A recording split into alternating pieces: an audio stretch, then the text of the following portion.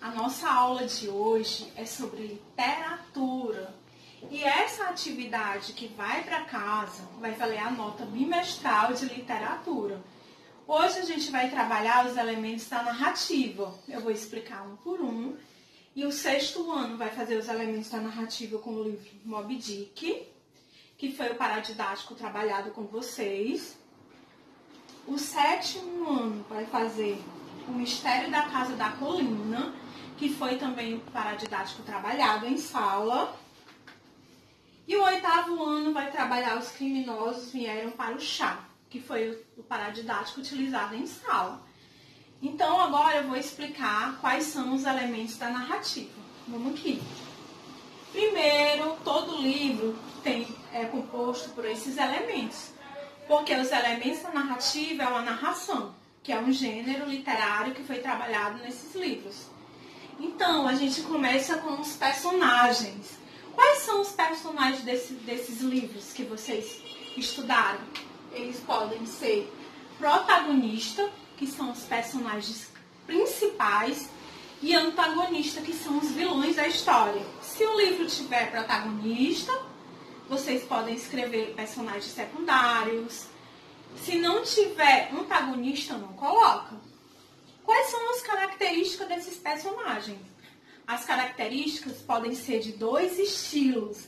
Podem ser físicos, que é cor dos olhos, cor do cabelo, cor da pele. E pode ser psicológica, que tem a ver com as emoções do personagem. Se ele é um personagem bom, se ele é tímido, se ele é ruim. Aí eu tenho um enredo. O enredo você vai fazer um resumo sobre o que trata a história. Você vai destacar o que aconteceu de melhor no começo, no meio. Enfim, você vai falar com suas palavras como foi a história de cada livro. O tempo, ele pode ser de duas maneiras, cronológico ou psicológico. Qual a diferença, tia, do tempo cronológico para psicológico? O tempo cronológico é o tempo do relógio, a época que foi escrito o livro. Pode ter datas, quem tiver dados de data pode colocar também. O psicológico, que são as emoções que são citadas do personagem. Tia, uma pergunta.